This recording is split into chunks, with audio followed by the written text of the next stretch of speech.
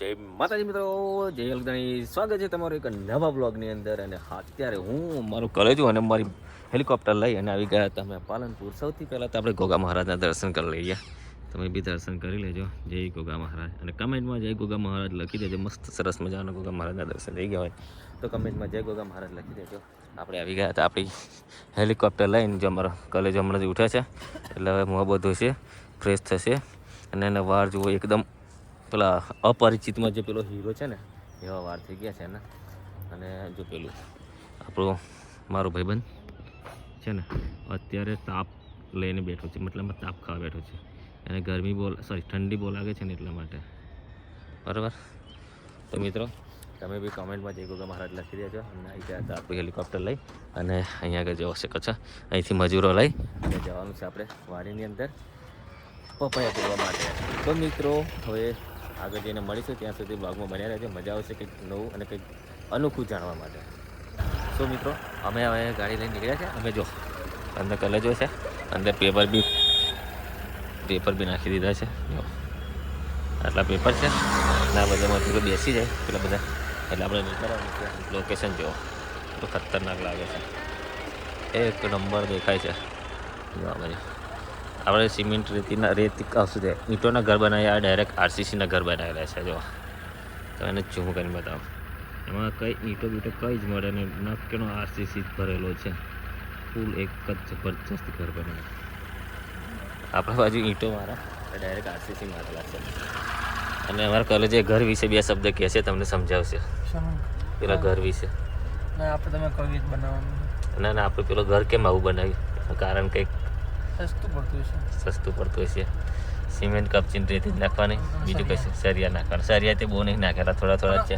એવું ને મજબૂતી સારી છે. મજબૂતી સારી છે અને ઠંડક બી રહે છે. મતલબ કે ભવિષ્યમાં બીજા ધરતીકામ આવે ને તો નુકસાન ના થાય. બરાબર, એટલા માટે છે. બરાબર. તો મિત્રો તમે સાંભળી લીધું અમારા કોલેજાનું જ્ઞાન. અને હવે હજી એક ઘર બનશે લગભગ અહીંયા આગળ. નારિયેળ લોકો બેસી જાય ને તો મજા રહે. બાકી તો હવે અત્યારે લગભગ ભાવ આવી ગયા છે. ચલો ભાઈ આપણે તો હવે જવું જ પડશે. બરાબર. આગળ અમે રેલવે છે, આ રેલવેના પુલ છે. તો ચાલો આગળ મળીએ આપણે વાડી જઈને. કંઈક નવું જૂનું આવશે તો બતાવો તો. બાકી भैया टूटी क्यों नहीं है? अब मुझे सीमेंट से नहीं पूरी आरसीसी बनी, पूरी आरसीसी बनी हुई है. એટલા માટે હવે દિવાલ તૂટશે નહીં. તો ચાલો આગળ બતાવું તમને કંઈક નવું અનોખું. બરાબર. તો બ્લોગમાં બની રહેજો, મજા આવશે. તો મિત્રો હવે ફોન પેલા ભાઈ જોડે. હા હું ગાડી બેઠા ને એના જોડે નંબર. અમે હવે નાસ્તો વાસ્તો લઈ લઈએ. અહીં તો પાલક પકોડા, પાલકને ભજીયા આવે, એક બનાવશે, ગ્રેવી આવશે અને મસ્ત ચૂલાના છે. અને આપણે લેવાના છે પેલા ટીકડીના. અરે ટીકડીવાળા ભજીયા લેવાના છે. ખાવાની ઈચ્છા થઈ ચાખીએ. આ બી એક ડીશ લઈ લઈએ અને એ બી એક ડીશ લઈ લઈએ. પછી તમને કેવો ટેસ્ટ છે બધું બતાવીશ તમને. બરાબર. બીજું પેલા ભાઈ ગાડી આપણી હેલિકોપ્ટર ત્યાં આગળ ઊભું છે. પછી મળીએ આપણે આગળ અને કંઈક નવું જૂનું બતાવું તમને. પાલકના ભજીયા બી ખાઈએ. આ ભાઈ લઈને આવે છે અમને પાલકના ભજીયા ખાવા માટે. ચલો મળીએ. તો મિત્રો ફાઇનલી અમે પહોંચી ગયા હતા આપણી વાડીની અંદર. તમે વાડી જોઈ શકો છો.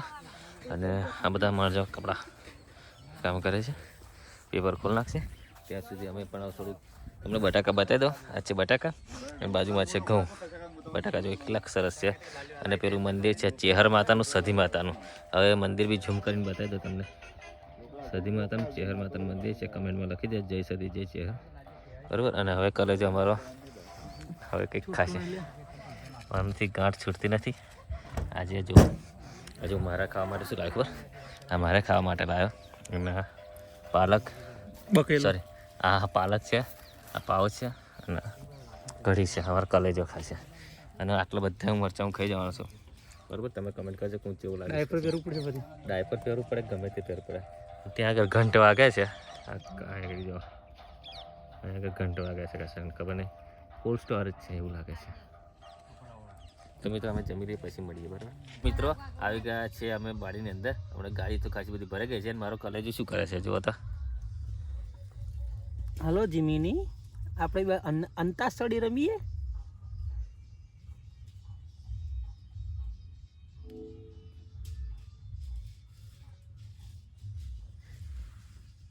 ચોક્કસ, અંતકડી રમીએ. હું શરૂઆત કરું? તમે કયા ગીતથી શરૂઆત કરવા માંગો છો? તું કર, તારે ફાવે એ ગીતે. હું તો મને મારા ગીતા ખબર છે.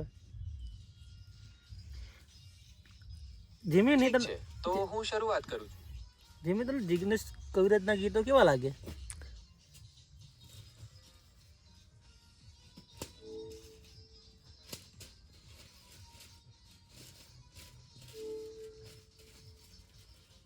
મને તો જિગ્નેશ મિત્રો બપોરના લગભગ વાગી ગયા છે 2:30 વાગી ગયા છે અને આપણી ગાડી હજુ અધૂરી છે. આપણી ગાડી હજુ ભરાઈ નથી અને ઘણો ટાઈમ લાગે એવું લાગે છે. ભૂખ બી લાગી છે અને જવા ઘરે બી જવાનું છે. ટાઈમ તો જો 2:30 વાગી ગયા છે. જો સુરત દાદા કેવા દેખાય છે. આ ઘઉં છે, થાકી ગયા છે. જો ત્યાં મંદિર હતા ને, આપણે ત્યાંથી ખસતા ખસતા તોડતા આપણે અહીંયા સુધી આવ્યા છે અને આ વાડી પૂરી થઈ જવાય છે. બરાબર, તો આપણે ગાડી થોડું બાકી છે, જોઈએ છે અહીંથી કેટલો માલ નીકળે છે, પછી આગળ મળીએ. તો મિત્રો ફાઇનલી આપણી ગાડી ભરાઈ ગઈ છે. આપણી બસંતી આપણું હેલિકોપ્ટર જોઈ શકો છો તમે. અને કાંટા પર બી આવી ગયા છે. અત્યારે કાંટા પર છે, બરાબર. બધા કાંટાવાળા થોડા માણસો છે અને કાંટા આવી ગયા છે અને હવે નીકળીશું ઘરે જવા માટે. કારણ કે વજન થોડું ઓછું છે પણ મતલબમાં ચાલી જશે. કારણ કે અત્યારે લગભગ જોઈને કેટલા વાગ્યા છે, અત્યારે 3 વાગી ગયા છે અને 3 વાગી ગયા એટલે હવે ઘરે તો જવું પડશે. મોડું થઈ ગઈ છે, ટાઈમ ઓવર થઈ ગઈ છે. સીધા મળીશું આપણે આગળ. તો મિત્રો અમે તો ગાડી કાંટો કરાવી લીધો, વજન ઓછું થઈ ગયું. તો હવે આવ્યા છે બીજી વાડીમાં. એ વાડીની કન્ડિશન તમે જોઈ શકો છો. જે અમારો કલેજો પેલા મહારાજ પૂજા કરવા બેઠા ને વાડીમાં, એ રીતના બેસી ગયો છે. હા, શબ્દો કહું એમને. શું કહો છો? તો મારા કલેજા વહેલી પટીઓ પડો. હમ તેજી આવી છે, હમ હપ્તા ભરવાના છે, હમ વહેલો માલ તૈયાર થાય એવું કહું છું. એને કારણે કરાવે છે. સાચી વાત છે. એટલે તમે વાત કરો છો એની જોડે હે ને? બરાબર છે. તો મિત્રો હવે તો આપણે ગાડી તો ભરાઈ જ ગઈ, મતલબમાં થોડી વજન ઓછું પડ્યું એટલા માટે બીજી વાડીમાં આવ્યા છે. અને તમને ખબર છે કે બીજી વાડીમાં આવે ને એટલે લગભગ 1.5 કલાક આરામથી નીકળી જવાનો છે. વાડી તો આમ સારી છે, કન્ડિશન સારી છે વાડીની. તો ચલો હવે કેટલું વજન થાય છે, શું થાય છે, કંઈ નક્કી છે નહીં. બરાબર.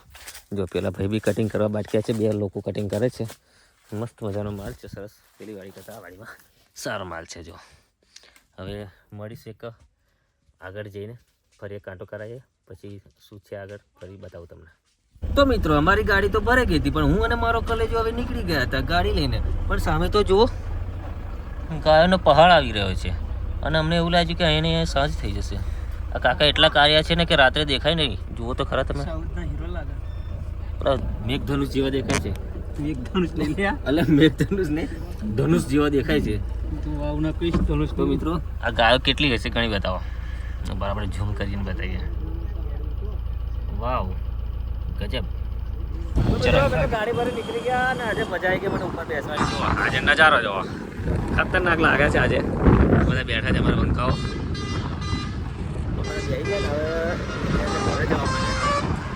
આજે ઉપર બેસવાનું કારણ કંઈક અલગ છે. નાની નાની છોકરીઓ